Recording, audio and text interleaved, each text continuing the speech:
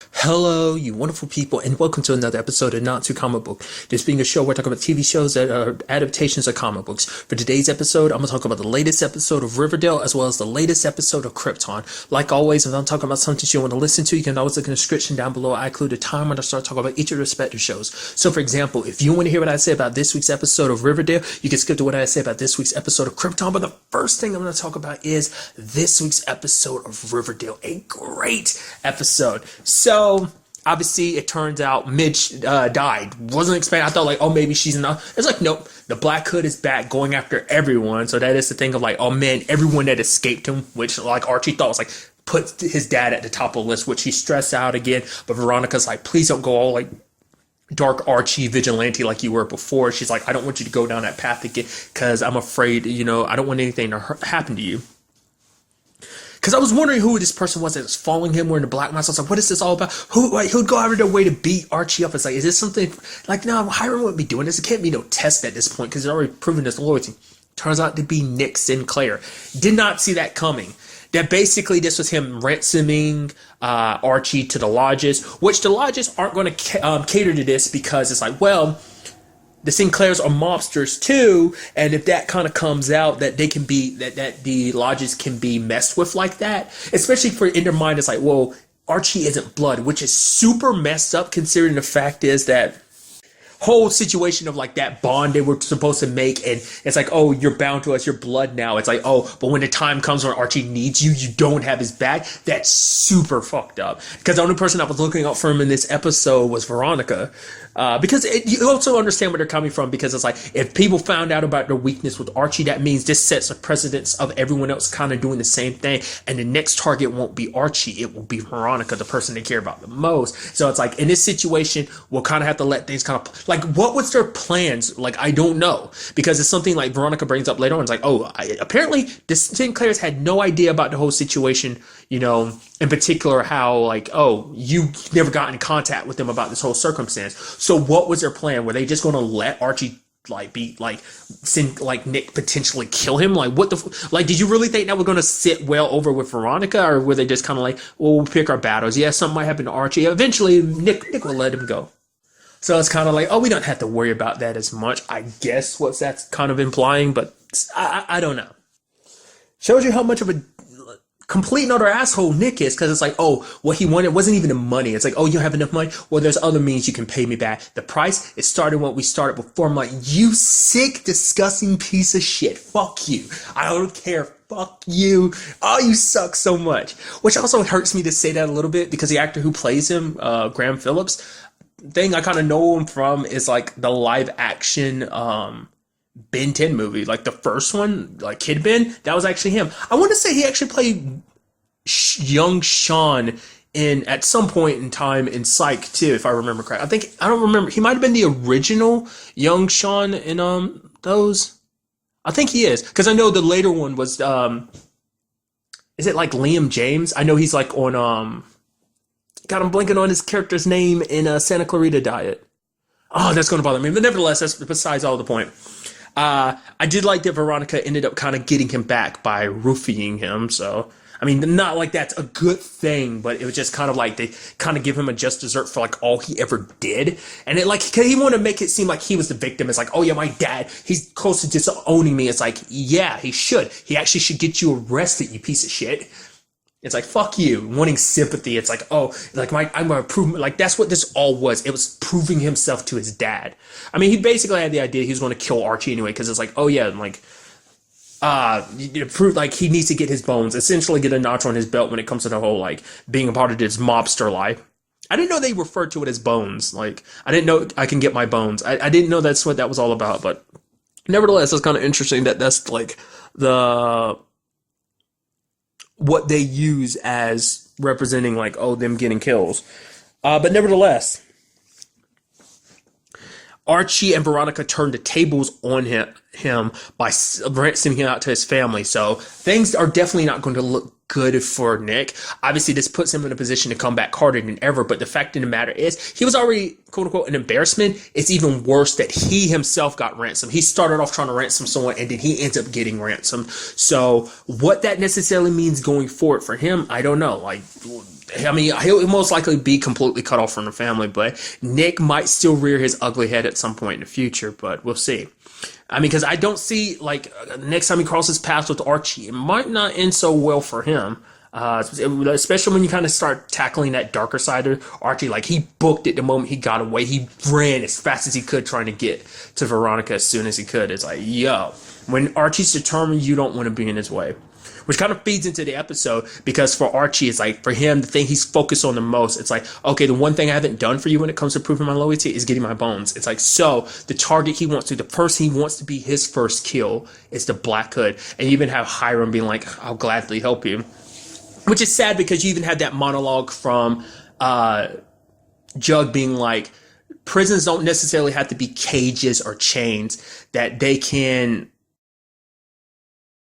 bound by chains. And in Archie's case, his is being built by his anger and his ambitions. And, you know, Hiram's the jailer with the key. And it's just like, because Hiram's just going to continue manipulating. Like, that's all he's ever done with Archie. It's like, he knew, like, everything he set up with this whole prison initiative, like the Soledad plan, like, because it would affect Archie the most because of everything Archie's experienced over the course of Riverdale. Like, everything that happened to his dad would motivate him more. Like, it's just like he's just being manipulated. He's a kid who's just been put in these very extenuating circumstances, and it just makes it easier for Hiram to kind of manipulate. Because, I mean, it seems like you are seeing steps where Veronica will side with her parents, but she does kind of do her own thing too, because it's like, with these circumstances is a great example. And also the fact is that Hermione wanted to kind of manipulate the situation. It's like, oh yeah, we can join up with Cheryl, who's calling out, you know, Sheriff Keller about this whole Black Hood situation, and is going as far as being like, oh, they're trying to take advantage of it so that it can basically help Hermione kind of win in the long run when it comes to the whole voting and mayor stuff. But like, Veronica's like, I don't want to have anything to do with this. Like, one of our fellow students died. Like,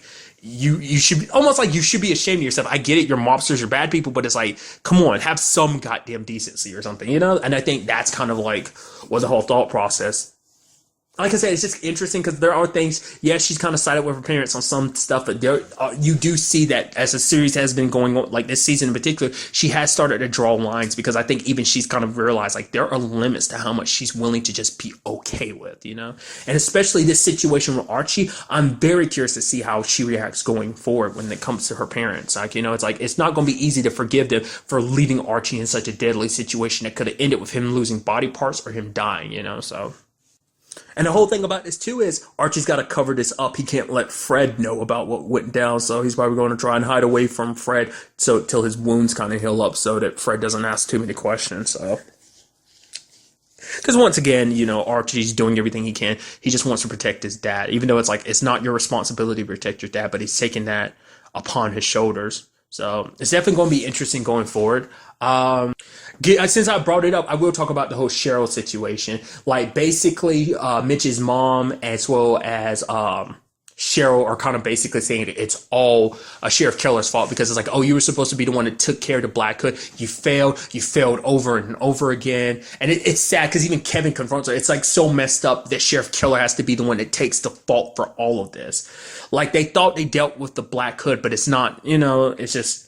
And part of him kind of blames himself, because he's like, maybe I kind of cut some corners here and there, so... I don't know. You understand where Cheryl was coming from, too, because it's like Sheriff Keller wasn't really helpful when it came to, like, figuring out who killed Jason. I mean, it really took, like, Archie, Jug, Betty, and Veronica all working together to kind of figure that out. It was them who figured it out, put all the pieces together in the long run, not the sheriff's department. So that kind of, like, almost the Scooby-Doo gang basically solved the crime instead of them. So it kind of puts them in that kind of bit of an awkward situation. So I'm sure in her mind it's like, no, you could even solve my own brother's murder. Like, now I see that you're useless here too. It's like so much has happened and you haven't done anything about it. Because it was up to him to be the one to decide, like, no, this isn't over yet. But he wanted to kind of wrap things up, you know. So I'm sure it's for multiple reasons, because also for Mayor McCoy too, because I'm sure there was pressure on her. So it's probably a combination of both of them trying to ease the town. They wanted things to kind of be over and done with.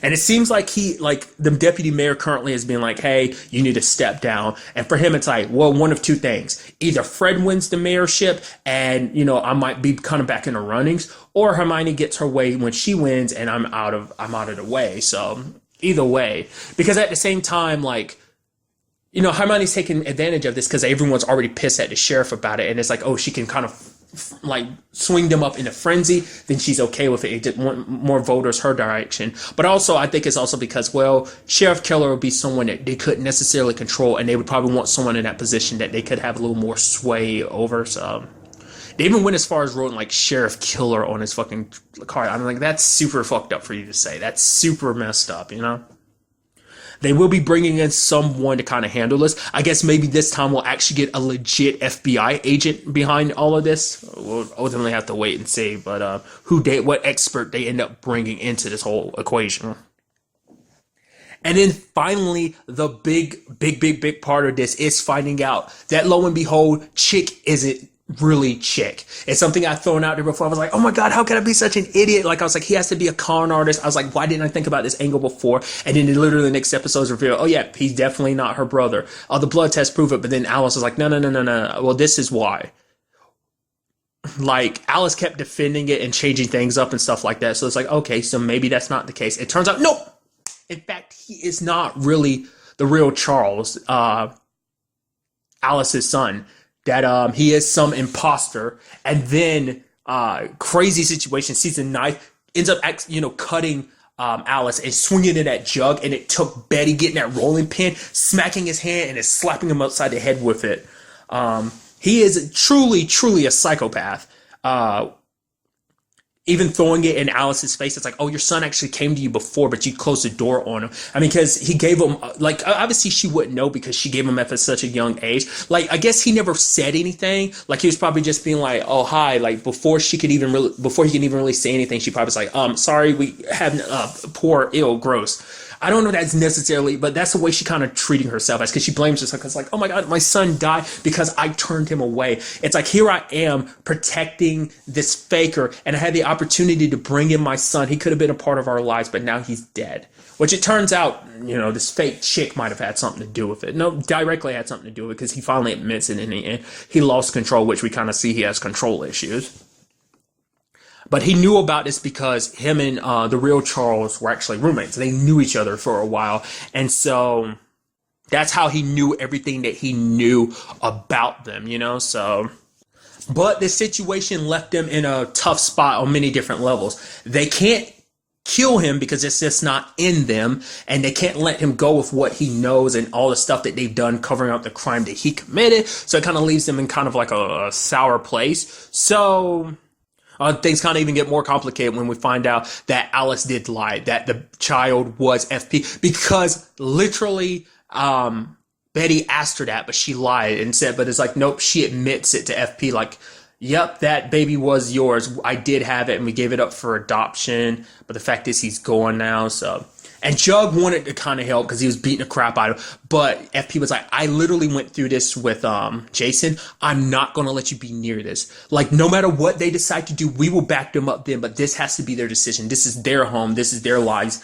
They're the ones that decide. But no matter what choice they make, we will be there to help them and back them up. Because, Jug wants to do whatever he can to help them, under these circumstances. So we have Betty getting contacted from the Black Hood, who knew all this stuff. It's like, how do you know what you know? What are your connections to be able to figure out what you've known? And then he offers to get rid of Chick. And I think all the stress that was putting Alice under finally pushed her. And she took him, she took the gun. I was like, where'd you get that gun? I was like, all right, Grundy. She had that gun. I was like, okay, interesting. I was like, right, you've had that this entire time, haven't you? Did she pull that out during the whole last time they went toe-to-toe with the Black Hood? I can't remember. I want to say she did, didn't she? Isn't that the gun she had then? I don't remember. She hasn't pulled it out that many times. That's why I kind of forgot that was even a thing. She might have brought it up this season during the whole Black Hood situation, but I don't remember. I'm blanking. So I do apologize. But I love that thing of like, yeah, you might have a 70% chance of getting away, and he's just standing here 60, 50. Literally, the longer you're standing here, the less likely you are to survive. And so he runs, and the Black Hood looks at her and is chasing after her. So Chick is most likely dead. She's like, goodbye, Chick. And the moment like she returned back and Alice was like, oh, where's Chick? And she's like, I put him on a bus stop. I was like, oh, you're such a liar. And she's like, where's Dad? Immediately I was like, oh God, he went to the cops already. So this is going to turn into a bad situation. It's like, your dad went looking for you. And then Betty had that look and I'm like, no, wait, are you saying like, you're saying it's Hal? And it's like, well, it would make sense to a certain degree. But the reason why I'm saying that is because to know what the Black Hood is known, you have to have some knowledge, you have to have some kind of connection to get the information. It's like, who's to say that the Black Hood has been getting this information? I thought like maybe someone was kind of hiring him to do this. It's like, no, it makes sense if it was Hal, because Hal is like, I didn't never pay much attention to Hal's eyes, but he is a reporter. Like him and Alice report news to the town, so he probably does some investigating of his own. I mean, which begs the question, that would mean that he's known about this whole Chick situation for such a long time. Like, I'm curious, like, what motivated him to come up now? To be fair, he is the one that showed up at the where Midge died, so maybe because of his family situation, he had backed down. I don't know what. I mean, I get the feeling like maybe Joseph was working with him. You know, maybe Joseph was in such a confused state that Hal was able to. If it is Hal, but like he has been in positions where you would think he would be able to do that, which also makes me wonder why he hasn't gone after the Blossom family at all, especially the connection. I mean, he's potentially getting money from them and stuff like that, you know, or the Hiram. I mean, the lodges. Like, why isn't he going after them, man? Which is going to make that situation even like that situation is interesting on many different levels, because obviously Archie wants the Black Hood dead for everything he's done. Betty has been working with the Black Hood, so it's kind of like a conflict of interest, because it's like you're working with the guy that caused your best friend so much pain, but at the same time it's like, you know, Betty's kind of a seeker of justice, and it's like no matter what the Black Hood is doing, he's getting justice. I mean, granted, she doesn't agree with everything he's done, but when it comes down to it, it's like he can be useful sometimes, which kind of leans into Betty being more of that vigilante / avenger type, where you have Archie kind of going down that route too. Like I said, it's a situation where everyone in that main group, Archie, Jug, Veronica, and Betty, all going down that dark path in different avenues, kind of in similar avenues, but going about it different pathways. They're going all down their own separate pathways down kind of this dark route. So. But it would make things even more complicated if it was Hal, because it's like, does Archie kill Betty's dad if that's the case? Because I'm thinking when it's all said and done, I don't think Archie will kill the Black Hood. I don't know. They might twist it. Because Archie at this point in time hasn't gotten his hands dirty.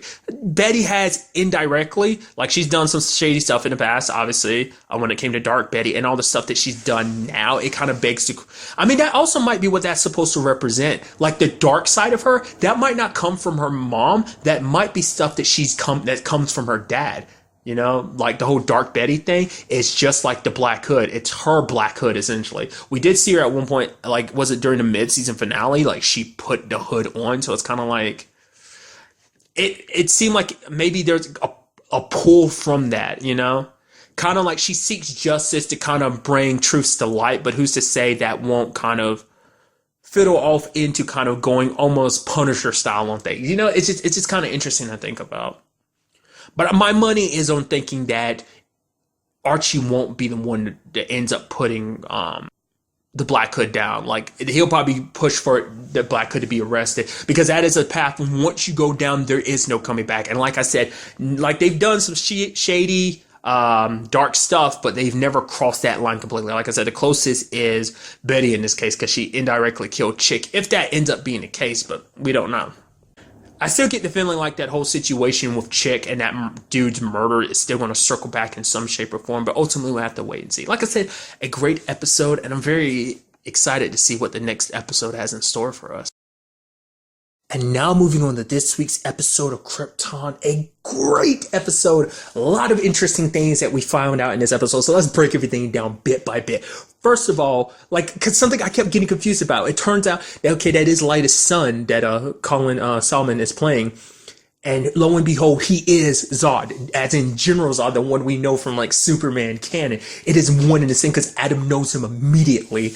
And I was curious about that because this also came up into my mind. I'm like, I was like, I thought that's what that's supposed to be because I was like, oh, but I was like, no, it can't be because it's like Superman's Seg's grandson, but Lyta's son is Zod. It's like, that doesn't make any sense. And then I'm also forgetting a lot of things. One, I'm forgetting about the fact is that Clark was a baby when he left Krypton. Sure. Two, I think the most important thing I keep forgetting, and maybe I mentioned this too, is I keep forgetting about the aspect of the Phantom Zone. That's something that always kind of slips my mind.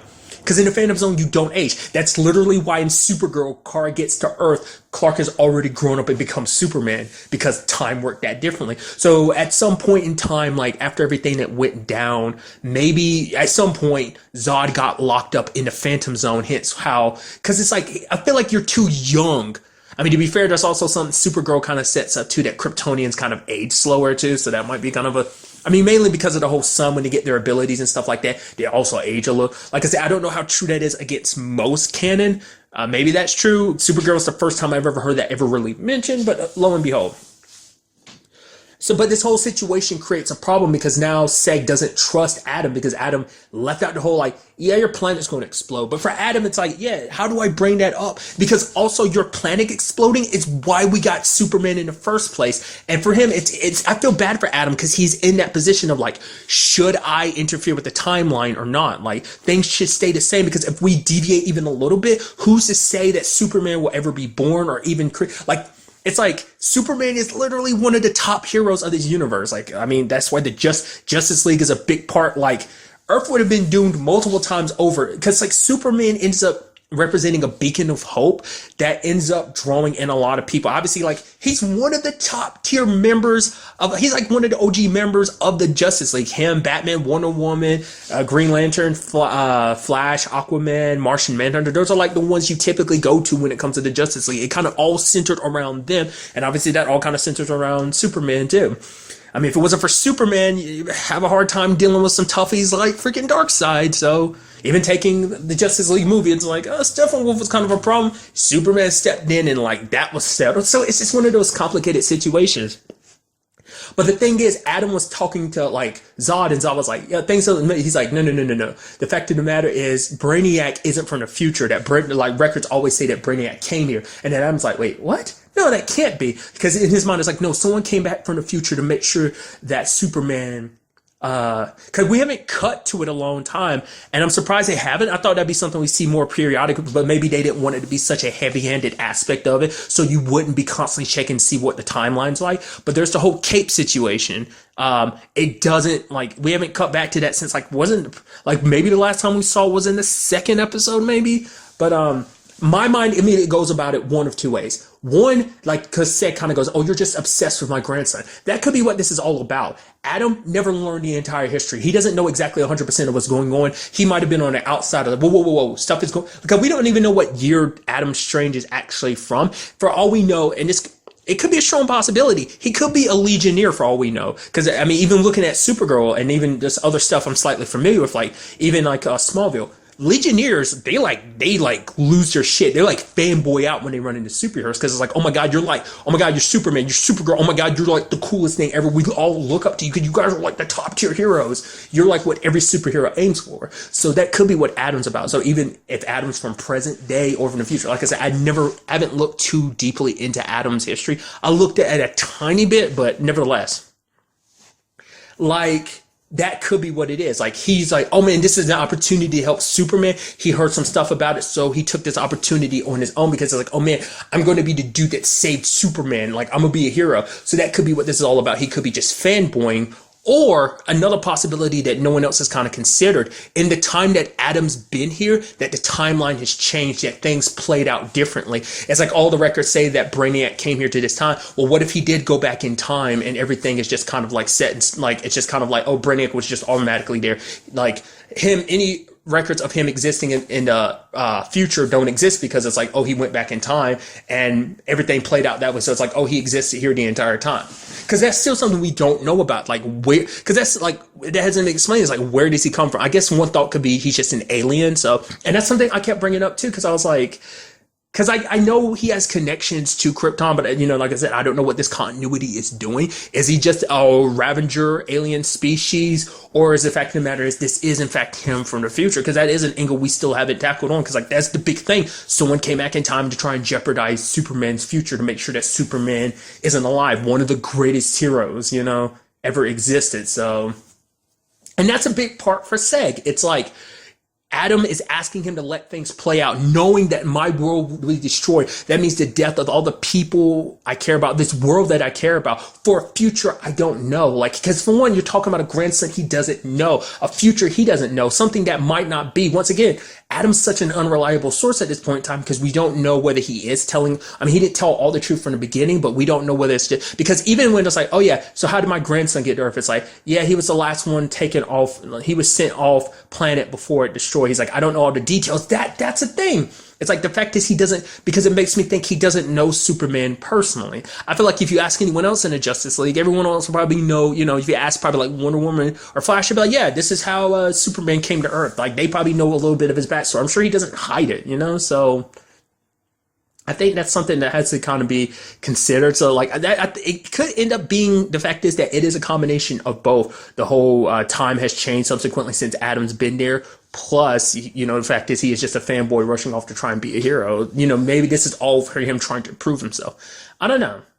I mean, I feel like if he was a Legionnaire, he had the ring. I thought the ring, I mean, because it's different. It seems like it's different because like, it doesn't necessarily, because it seems like, well, maybe that's just their way of transport. Maybe the ship in Supergirl doesn't actually, with like Mon-El, Brainy, and Emra, maybe the ship does let them time travel. Because the thing has always been like the rings let you time travel, so maybe they use their ship to get around, but they do use the rings to time travel. Because if that was the case, I feel like that'd be what Adam would be using. So once again, this could be set in present time because we do, the Legionnaires aren't until like the 31st century into the 3000s. So he could be like set in the 2000s, could be Adam's whole deal. So I don't know. But it does put you in a very compromising position. What's also interesting too is that Zod mentioned that him and Jor-El, Seg's son, are best friends, which is like, it's just because I knew they knew each other, but it never crossed my mind to think of them as best friends. I don't know if that's something that's ever really been tackled before. We know little here about Zod and Jor-El's relationship, but that's about like the thought of them being best friends. It is interesting too, because it's not like Zod has 100% denied everything Adam brought up about. The fact of the matter is, like, we know he is literally one of like Clark's greatest enemies, So, and even he admits that they are enemies because they see things differently. It's like, oh, Clark decides to bury his history. Like, I'm sure Zod's complete. Let's not forget, like, I'm sure this can also fit into Man of Steel's continuity. I think it also fits in Smallville. So I think it's probably generally his idea is to come to Earth to make Earth the new Krypton. That's what his whole plan was. It's like, okay, we're going to start all things over. So I'm sure he's letting that slip, that to bring back his world, he's willing to destroy another world to make sure that he can bring back his. And it's like, no matter how much you love your world, there's, Clark's not going to, I mean, to be fair, it's also that situation of because Zod has a connection to Krypton that Clark does. Even Kara does, because Kara grew up on Krypton, so she knew a little stuff here and there. That's why, like, Krypton holds a bigger connection to her. For Clark, this is about a family he's never known, a world he's never known, a species he's never known. So, it's something to kind of consider on all those fronts, so.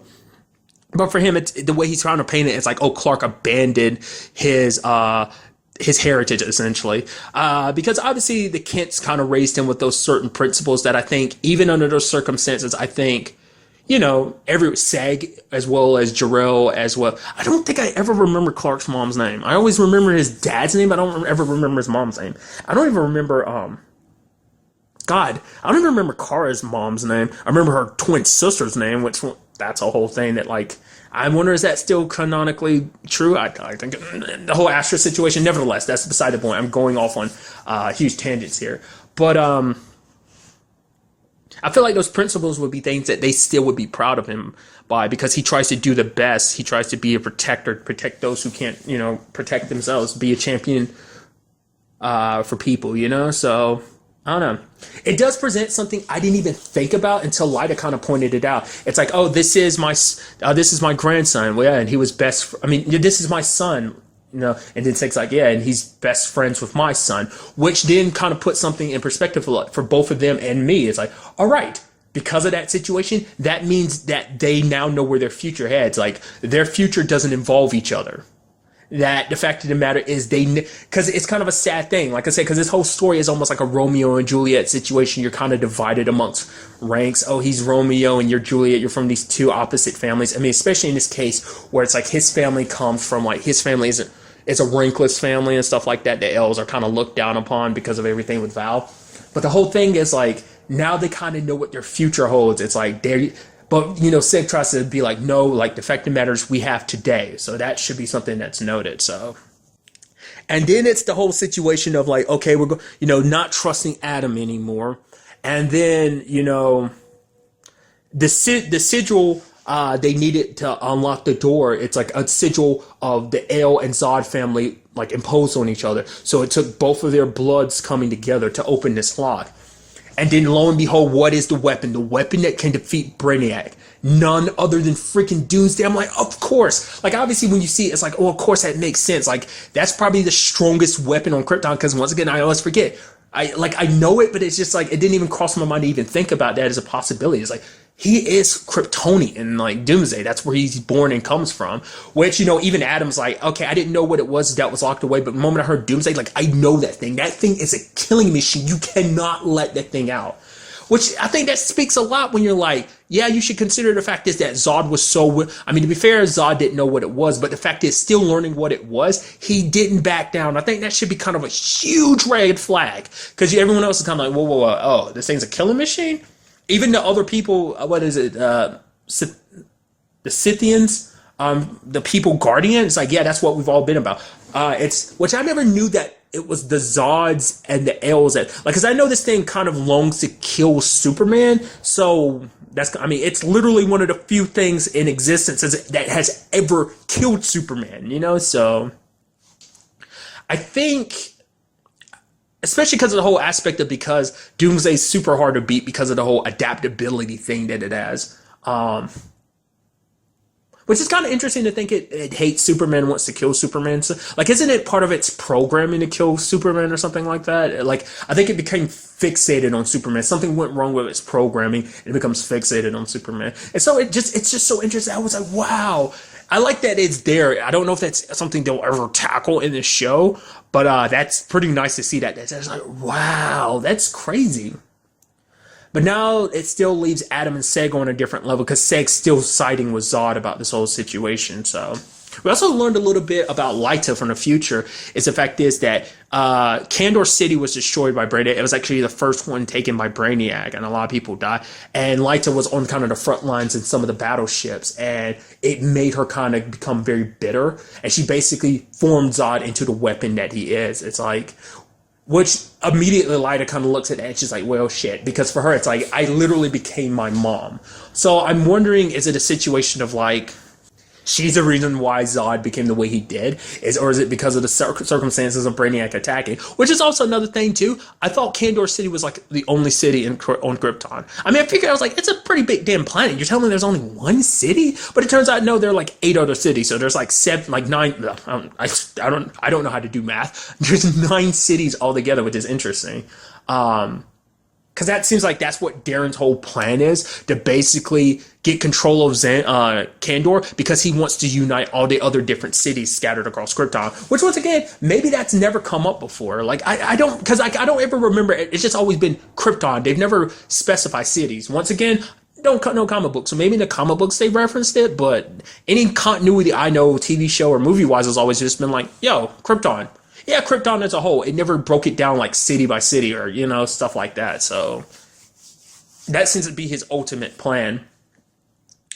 But nevertheless, like I said, things aren't good between Seg and Adam. It's like I said, you understand where he's coming from. At the same time, it's a sucky situation to be in, especially knowing how important Superman is to everything. And it's like, once again, it's a situation of Seg can't see it because it's like, that's a future, that's a possibility. Like, because it is something even Adam doesn't know. Like, who's to say and it's also the thing of time travel anyway, like timelines. Who's to say you can actually change anything? Because a lot of times, a lot of stuff makes it go, yeah, history's kind of set in stone. You can take some deviations here and there, but ultimately everything will end the same way. So no matter what they do, that ultimately things will still, it's that it's that it's not the destination, it's the journey type of thing, but in a sense of like you're trying to shift your own destiny. You might have it written in stone that things play out this way, but it's like, no. Once again, it's got a tagline of the show. It's not how we died, it's how we lived. You know, it's like we live fighting our what is considered our destiny, you know, so. But getting flipping on the other side of things is the whole situation in Candor with old Jaina situation, because she involves Dev in this whole like assassination attempt on the voice of Rao. And the sad situation is like, you know, Dev kind of goes with it because he believes in Jaina. Like he will follow whatever, like he knows this is a rough situation, but he will follow her, you know, so. Sadly, there was a lieutenant who was kind of getting too nosy. Like he figured something was kind of up, and you know, Darren was like, "Okay, we're gonna have to silence him." Which Jaina's like, "Shut your mouth," you know. And sadly, it wasn't. I guess because Jaina herself was like, she wasn't going to leave that responsibility on to anyone else. If someone's going to have to do it, it has to be her as a commanding officer. I guess she felt like it was her duty, which is so sad that things kind of came down to that, because you could see it hurt her to do what she did, because he was just a good Sagittarius doing his job. It's like he saw something was suspicious and he was trying, you know, because he had the best of intentions, you know. And it's like, because even Jaina was like, I want you to know that your commander is proud of you, of being the good person that he was. So it's just kind of sad things kind of had to play out like that. But ultimately, when the plan was going through, like they were going to use a bomb, they're going to flame this Black Zero, which is because of the whole Nova cycle. The voice of Rao pardons people for the crime, so they're going to use this all as an excuse to frame him and Black Zero to be the one behind all of this, the assassination attempt. But Dev backed out at the last second because he found out like there were going to be a lot more people involved, and if it's like a few collateral deaths in this than they were originally planned, there were going to be a lot more, then he didn't want to be a part of it. But Jaden was like, it's too late to turn back after all that they had to do so far to get to where they are. It's like, we can't turn back, which I'm like, no, you can severely turn back. But I guess it's just because Jaina didn't want to be in a situation of, if they miss this opportunity, who's to say what they'd have to do next time to cover their tracks even more. It's like, we've already spilled blood for this opportunity, we cannot waste it, especially because I've already had to sacrifice one fine Sagittarius life for this. So but sadly, Dev ends up telling everyone, I was like, no, there's a bomb, and everyone scatters, even saving the voice of Rao's. What's interesting too is like kind of going back to it, Darren's whole situation of like, yes, I'm selfish. You want to say that I'm doing this all for myself. It's like, who comes first? Me. Who comes second? Candor City. But the fact of the matter is, where is that ranking for the voice of Rao? At least with me, you know, I'm doing it for myself, but you know, I have my other reasons. Everyone has other reasons for doing what they do. And the fact of the matter is, like I said, it's him wanting to, it's like, we're so stagnant where we are. It's like, we can come together, all these other cities in Candor, and we can make Krypton great, essentially. It can be a powerhouse to be which could be needed in the coming future, especially with Brainiac on the way. All the cities coming together, working together, could be the only thing saving Krypton from its ultimate inevitable end. Once again, that comes down to how that all plays out. Will it be by Brainiac's hand? Will it be by someone else's? Because that's something that doesn't come up either, that the question needs to be asked. How the hell did Zod travel back in time? Like, Adam had a device and everything, but what the hell did Zod have? How did you do that? Which is something he still hasn't shared yet, right? Not unless because there was something I missed in the episode, but I don't know what it was exactly. Maybe it was something I kind of, one of those things I kind of missed, but still. But the real twist ending is the fact that you have the voice of Rao at the very end, like in that room full of Sagittarius, kind of revealing himself by taking off his mask, revealing himself to be kind of possessed by the Sentry, and then it starts possessing all the other Sagittarius, which Dev and Jane are in that room, which could get very catastrophic later on if they're under his control. That's super not good. Because it's kind of interesting because he has slowly revealed, because like the whole moments he spent with Ono were kind of interesting. So I don't know whether that was like the voice of Rao kind of still having pieces of himself still in there, which I highly doubt it. Because like I said, even beyond, like it's kind of interesting because he's become a Sentry now, but we don't know. We never got to know who the voice of Rao was before all of this, you know? I don't know if we ever will. But him talking to Ona about like, oh yeah, you can be with your mom. The fact of the matter is, I'm connected. I basically know what she knows, essentially. And almost having that lady over there be like, oh yeah, like, it's not scary or whatever. So I don't know whether that lady knows more, like, because the lady that was there, that owner was like, no, why are you so scared? This sounds like it's going to be awesome.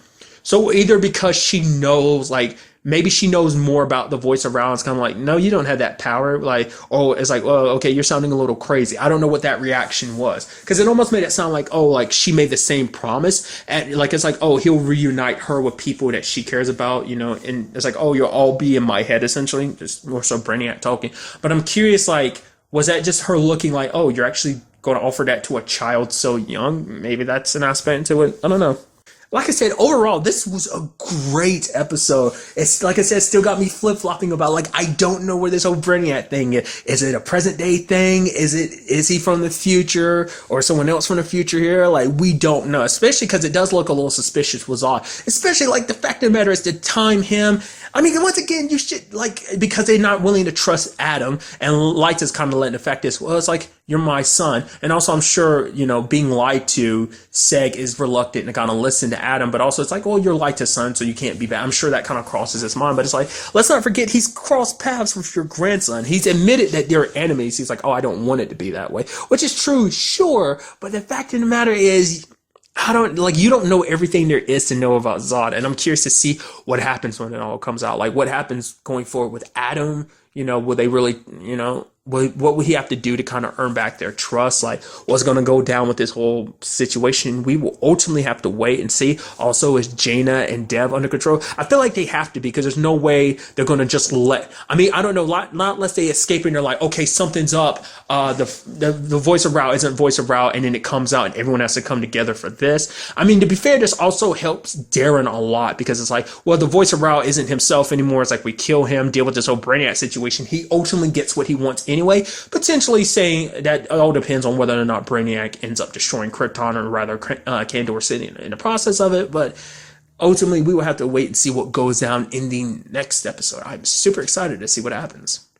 But really, that's all I want to talk about in this episode. Till the next time we meet, be happy, be safe, live life to the fullest, and enjoy it. Good day and goodbye.